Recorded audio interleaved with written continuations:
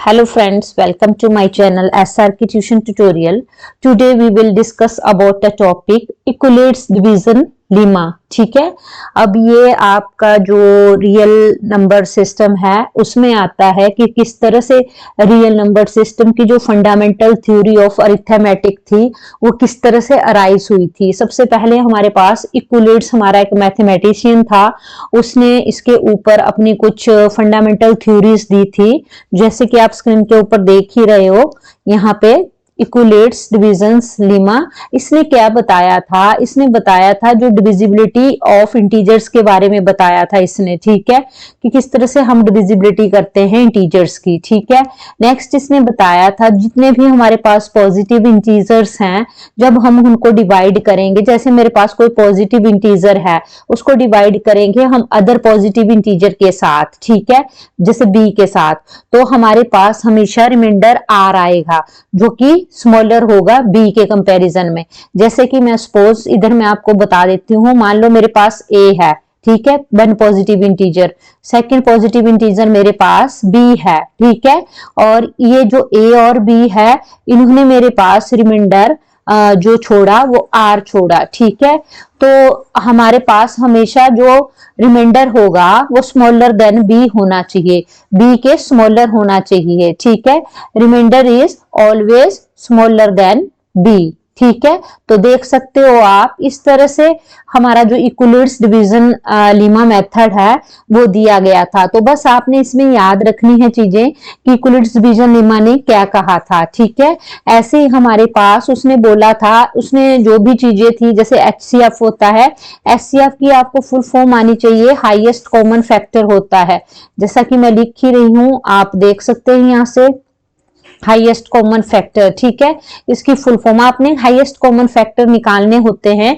To positive integer के। अब integer पर टू पॉजिटिव इंटीजर ए भी हो गया, सी और डी भी हो सकता है हमारे पास पॉजिटिव इंटीजर। ठीक है, सी और डी, तो आप ये सारी चीजें आपने याद रखनी है। और जो भी प्रोसीजर में काम होता है वो इक्वलेट्स एल्गोरिदम फॉलो करता है, मतलब स्टेप वाइज प्रोसीजर में काम होगा, दैट इज कॉल्ड इक्वलेट्स एल्गोरिदम। आपसे पूछ लेते हैं इक्वलेट्स एल्गोरिदम होता क्या है, जिसमें हम step wise procedure wise work करते हैं, दैट इज कॉल्ड इक्वलेट्स एल्गोरिदम। और मैंने आपको 3 टर्म्स ऑलरेडी बता दी आपको कि सबसे पहले हम डिविजिबिलिटी ऑफ इंटीजर्स के बारे में बताया था हमें इक्वलेट्स डिवीजन लीमा ने। फिर उसने बोला था हमारे पास एक ए पॉजिटिव इंटीजर है, उसको हम डिवाइड करेंगे अदर पॉजिटिव इंटीजर बी के साथ, जिससे कि हमें रिमाइंडर आर मिलेगा जो कि हमेशा स्मॉलर देन बी होगा। और जितने भी हमारे पास टू पॉजिटिव इंटीजर्स का जो भी एचसीएफ होता है वो हम इसमें कंप्यूट करते हैं, कैलकुलेट करते हैं, और जो भी स्टेप वाइज प्रोसीजर हम फॉलो करते हैं उसको इक्वलेट्स एल्गोरिदम बोला जाता है।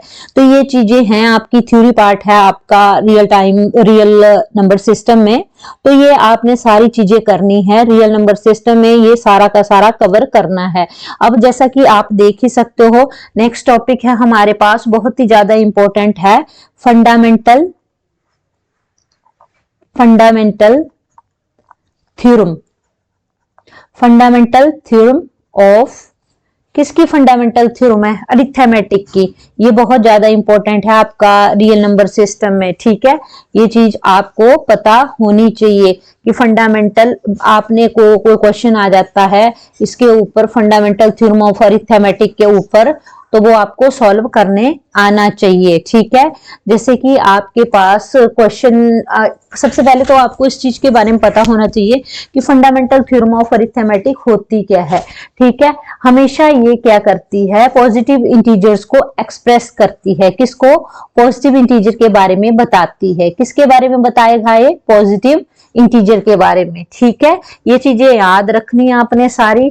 और जो भी हमारे पास प्रोडक्ट होता है प्राइमरी इंटीजर्स का, प्रोडक्ट ऑफ प्राइमरी इंटीजर्स का बताता है, प्रोडक्ट ऑफ प्राइमरी, ठीक है, प्राइम इंटीजर्स।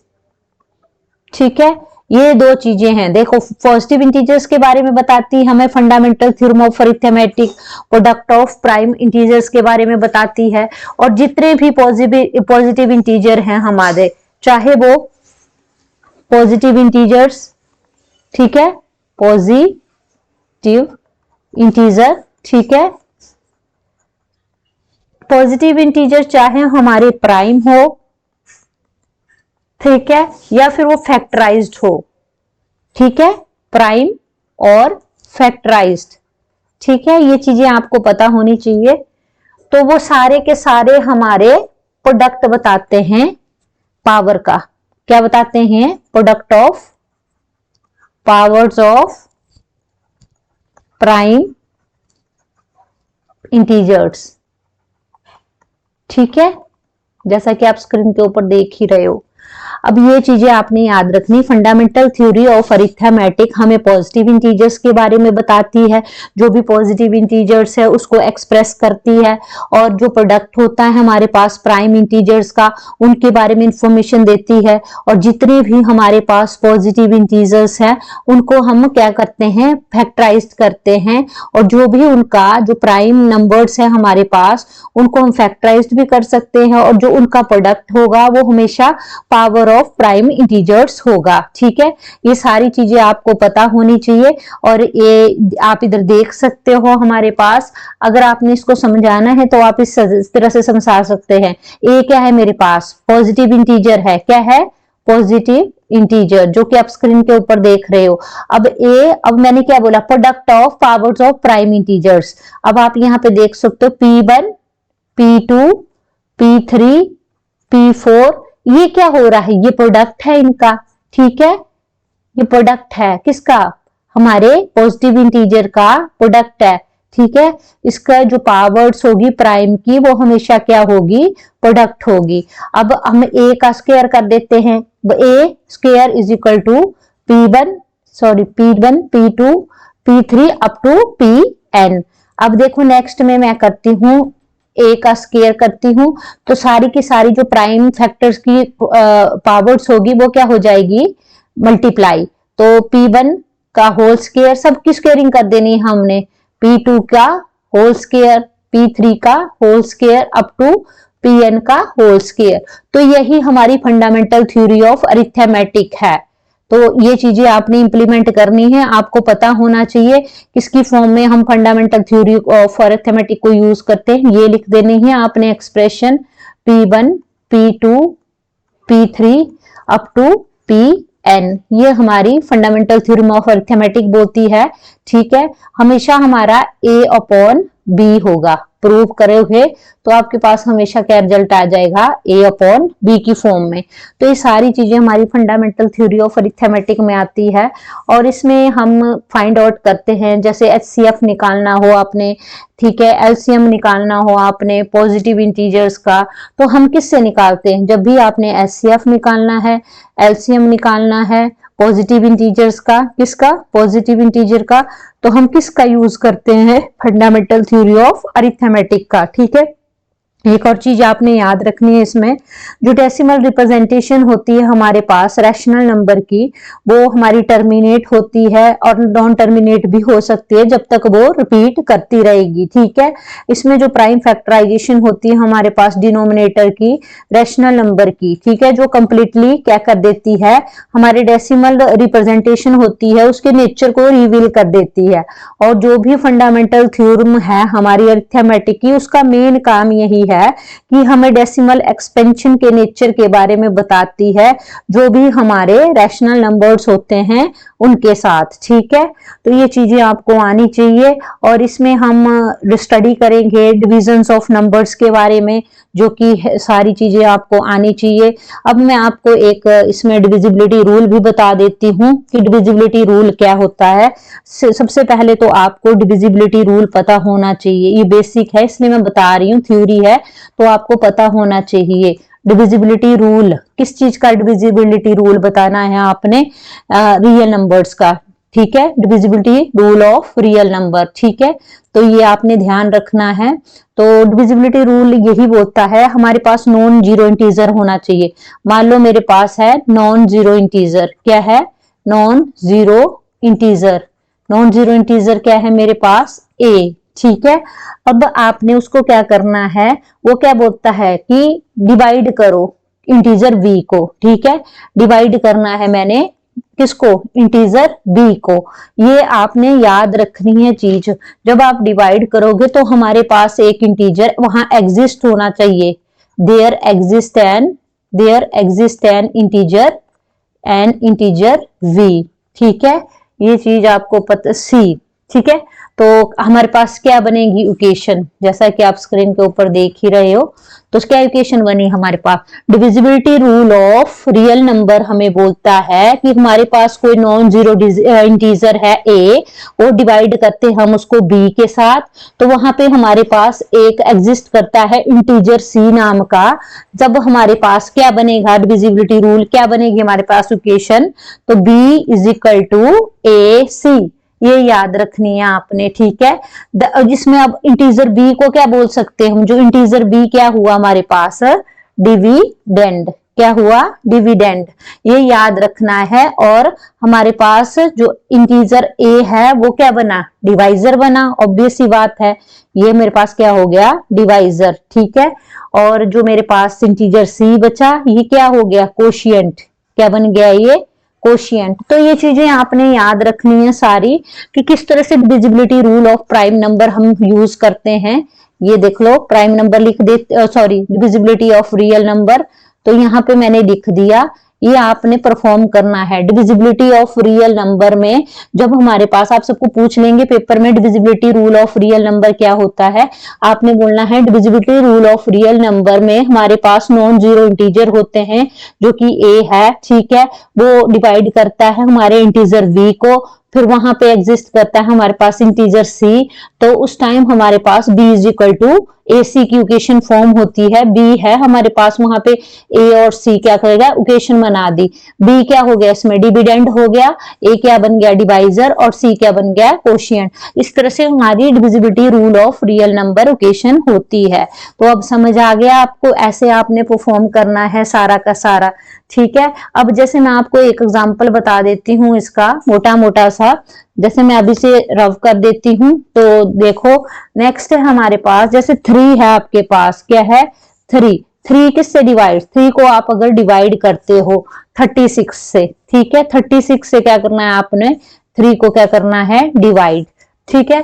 अब आपके पास इंटीजर क्या आएगा इसमें बताओ, 3 को अगर आप डिवाइड करते हो 36 से, तो आपके पास इंटीजर क्या आएगा बताओ, कौन सा आएगा, ये कौन सा ए है, इसने क्या किया, डिवाइड बी को, ठीक है, ये ए है, बी है, मेरे पास कौन सा इंटीजर एग्जिस्ट कर रहा है, सी कर रहा है, पढ़ा दी मैंने इक्वेशन आपको डिविजिबिलिटी रूल की, ठीक है, ये सी एग्जिस्ट कर रहा है।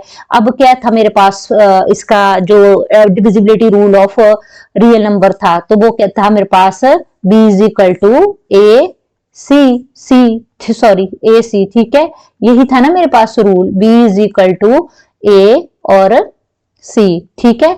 इसके ऊपर मैंने लगाना है, तो बी क्या है मेरे पास, देखो मेरे को ऑलरेडी बता दिया है कि हमारे पास बी है 36, ठीक है, मैंने बी की वैल्यू पुट कर दी 36। ए क्या है मेरे पास, ए तो है, ए है मेरे पास 3 है ना मेरे पास, और सी क्या है मेरे पास, सी तो है ही नहीं मेरे पास। अब पता करो 36 इज इक्वल टू 3। अब मैं 3 के टेबल से मल्टीप्लाई करूं किसी टेबल से जिससे 36 आ जाए, अब 3 के टेबल से जिसको मैं मल्टीप्लाई करूं सीधा डायरेक्ट डिविजिबल हो जाए, डायरेक्ट कट जाए, ठीक है, तो होगा ऐसा पॉसिबल, हाँ होगा, क्योंकि 3 मल्टीप्लाई बाय 12 करो, देखो 12 3 जा कितना होता है, 36 होता है, तो 36 इज इक्वल टू 36 आ गया मेरे पास। तो ये क्या हो गया, इससे डिविजिबिलिटी ऑफ रियल नंबर जो प्रॉपर्टी थी वो क्या होगी, सेटिस्फाइड होगी, क्या होगी, सेटिस्फाइड होगी। तो इस तरह से आप और परफॉर्म कर सकते हो क्वेश्चन आंसर। जैसे मैं दे दूं आपको 5 डिवाइड्स 25, अब मैं बोलूं इसको चेक करके बताओ ये प्रॉपर्टी वैलिड कर रही है, हो रही है, इसमें अर्थमेटिक ऑपरेशन परफॉर्म हो रहा है, नहीं हो रहा है, इसमें divisibility of property of divisibility operation apply हो रहा है, ना हो रहा है। सिंपल हम प्रॉपर्टी ऑफ डिविजिबिलिटी ऑपरेशन चलेंगे, तो इस पे देख लेते हैं चेक करके। तो हमें पता है ये ए है, हम इसको कंसिडर कर देते हैं, इसको बी कंसिडर कर देते हैं, सी हमारे पास ऑलरेडी होता है, तो हमें पता है B is equal to A सी होता है, ये प्रॉपर्टी आपको पता होनी चाहिए। अब बी की वैल्यू वैल्यू आपकी 25 है, ए की वैल्यू आपके पास 5 है, मल्टीप्लाई बाय सी है नहीं आपके पास। अब 25 5 से हम किस टेबल से मल्टीप्लाई करें कि 25 आ जाए, तो 25 5 मल्टीप्लाई बाय 5 5 जा 25, तो सी की वैल्यू क्या आ गई 5 आ गई। तो इट मींस ये भी डिविजिबिलिटी की प्रॉपर्टी को क्या कर रहा है, होल्ड कर रहा है। 25 इज इक्वल 25, तो इसमें डिविजिबिलिटी प्रॉपर्टी क्या होगी हमारी, सेटिस्फाइड होगी। तो इस तरह से हमने क्वेश्चंस करने हैं इसके सारे और इंप्लीमेंट करने हैं प्रैक्टिकली। और एक और ऑपरेशन मैं इसमें आपको बता देती हूँ अभी मैं इसको रफ कर देती हूँ। अब नेक्स्ट ऑपरेशन है हमारे पास जो भी है नॉन जीरो इंटीजर है हमारे पास ए, मैंने ऑलरेडी आपको बता दिया है चीजें, नॉन जीरो इंटीजर, ठीक है, जैसा कि आप ब्लैक बोर्ड के ऊपर देख ही रहे हो। नॉन जीरो इंटीजर क्या है हमारे पास, ए है, ठीक है, जो डिवाइड करता है इंटीजर बी को। मैंने ऑलरेडी आपको बोला था डिवाइड करता है इंटीजर बी को। तो हम कैसे लिख सकते हैं इसको, कैसे लिख सकते हैं, ऐसे लिख सकते हैं ना, ए अपॉन बी। कोई दिक्कत है, क्योंकि डिवाइड का मतलब ही अपॉन होता है, इसका मतलब क्या होता है, डिवाइड ही होता है, चाहे हम ऐसे लिखें चाहे हम ऐसे लिखें, बात तो एक ही है। तो इस तरह से हम अब बोल सकते हैं कि ए किसको कर रहा है डिवाइड, ए किसको कर रहा है डिवाइड, बी को डिवाइड ही कर रहा है ना, ए डिवाइड्स बी, ऐसे बोल सकती हूँ ना मैं। तो ए डिवाइड्स बी कर रहा है, तो मैं बोल सकती हूँ बी हमारा किसको डिविजिबल करेगा, ए को करेगा, तो बी इज डिविजिबल बाय ए। अगर ए बी को डिवाइड कर रहा है तो बी इज डिविजिबल बाय ए, बोल सकते हैं कि नहीं बोल सकते इस चीज को, ठीक है। इस तरह से हमारे पास जब हम फैक्टर निकालते हैं तो बी का क्या बन जाएगा, बी डैश, ए का क्या बन जाएगा, ए डैश। तो इस तरह से हम परफॉर्म कर सकते हैं प्रॉपर्टीज को। अब हम जैसे कि लिखे, जैसे कि मैं आपको बताऊं ए मल्टीप्लाई बाय बी लिखूं मैं, जो कि उसमें बताया जाता है कि बी अब ए मल्टीप्लाई बी है। अब इसके केस में मैं बोलूं बी डिविजिबल कर रहा है ए को, नहीं, कभी भी नहीं करेगा, B is not divisible by A, इस केस में नहीं होगा, ये मल्टीप्लाई के केस में ऐसा नहीं होगा, B is not divisible by A. But हमारे पास डिवाइड के केस में होगा, जब ए हमारे को ए डिवाइड कर रहा है बी को, ए बी को बिलोंग करता है, तो बी किसको करेगा डिवाइड, ए को करेगा। ए बी डिवाइड कर रहे हैं आपस में, तो बी क्या होगा, ए का डिविजिबल होगा, तब हमारे पास जो कंडीशन है वो सेटिस्फाइड हो जाएगी डिविजिबिलिटी की, डिविजिबिलिटी ऑफ रियल नंबर की। अब देखो हमारे पास अगर मल्टीप्लाई का केस दे दिया, ए मल्टीप्लाई बाय बी, अब B is not divisible by, ये जरूरी नहीं कि बी डिविजिबल करे ए को, ठीक है। तो जैसे कि मैं एक एग्जांपल बता देती हूँ आपको इधर स्क्रीन के ऊपर, जैसे -4/20 है आपके पास। अब मैं बोलूं यहाँ पे आपके पास कोई इंटीजर है एग्जिस्ट कर रहा है, वो 5 है, -5 है इंटीजर, ठीक है। तो आप इसको कैसे परफॉर्म करोगे, तो देखो हमारे पास क्या है, 20 क्या है हमारे पास, 20 है is equal to -4 multiply by -5। अब आप कर सकते हो इसको, क्योंकि हमारे पास इंटीजर -5 एग्जिस्ट कर रहा है, ये इंटीजर सी है, ये ए है, ये बी है, मैंने ऑलरेडी आपको बता दिया था। अब देखो आपके पास 20 है, बी इज इक्वल टू ए की वैल्यू कितनी है आपके पास -4, सी की वैल्यू कितनी है -5 दे दी है। अब हमने चेक करना है कि ये रिजल्ट को परफॉर्म करती है, 5 4 जा 20, ठीक है, माइनस माइनस प्लस होता है हमारा, ठीक है। तो 20 हमारे पास आया, तो अब बड़े डिजिट के साथ क्या है, बड़े नंबर के साथ माइनस है, तो माइनस लगाना है हमने यहाँ पे, ठीक है। तो देखो 20 इज इक्वल टू -20 आया हमारे पास। तो ये साइंस है हमारे पास जो प्रॉपर्टी को ये नहीं कर रहा है होल्ड, इधर 20 आ रहा है, इधर -20 आ रहा है हमारे पास, ठीक है। तो ये प्रॉपर्टी को होल्ड नहीं कर रहा है, क्योंकि साइन का भी मैटर करता है। अब सिंपल मैं आपको दे दूं 3/93। अब मैं पूछूं ये प्रॉपर्टी आपकी डिविजिबिलिटी रूल को सेटिस्फाइड कर रही है नहीं कर रही है, तो आपने चेक करना है, यहाँ पे क्या लगाना है, आपने फॉर्मूला लगा देना है, ये दिया मैं 3/93, ठीक है। इसको चेक करना है आपने 3/93 को, चलो इधर लिख लेती हूँ मैं आपके सामने। अब जैसे 3/93 दिया है आपको, इसको बोलो कि चेक करो डिविजिबिलिटी ट्रू है या नहीं है, तो आपने चेक करने के लिए आपने फॉर्मूला यूज करना है जो मैंने आपको बताया है, B is equal to AC। अब B की वैल्यू कितनी है आपके पास 93, A की वैल्यू कितनी है आपके पास 3 और C की कितनी है ही नहीं पता। ठीक है, तो ये आपने चेक करनी है। अब आपने चेक करना है कि हाँ ये हो रहा है नहीं हो रहा। 93 मैंने वैसे ही लिख दिया इज इक्वल टू 3। अब किससे जाएगा, ऐसा कौन सा टेबल है जो 93 को जाता है? तो अब आपने थोड़ा दिमाग लगाना है और ये जाता है 31 से। ठीक है, तो आप इधर चेक कर सकते हो, ऐसे मल्टीप्लाई करके निकाल सकते हो। 3 1 जा 3, 3 3 जा 9।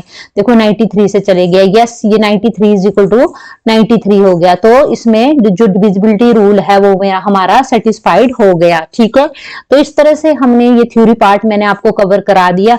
आपको पता होना चाहिए फंडामेंटल थ्योरी ऑफ अरिथमेटिक क्या होती है, कौन से क्वेश्चन डिविजिबिलिटी रूल का जो फॉर्मूला है main B is equal to AC, ये कौन सा है, इसको किस तरह से इंप्लीमेंट करते हैं, किस तरह से आपको वैल्यू देंगे और पूछेंगे कि ये प्रॉपर्टी डिविजिबिलिटी की प्रॉपर्टी सेटिस्फाइड हो रही है नहीं हो रही है। तो मैंने सारा आपको एग्जांपल्स के थ्रू भी बता दिया। अगर आपको मेरी वीडियो अच्छी लगी हो तो kindly like share and subscribe जरूर करना। Thank you for watching my videos.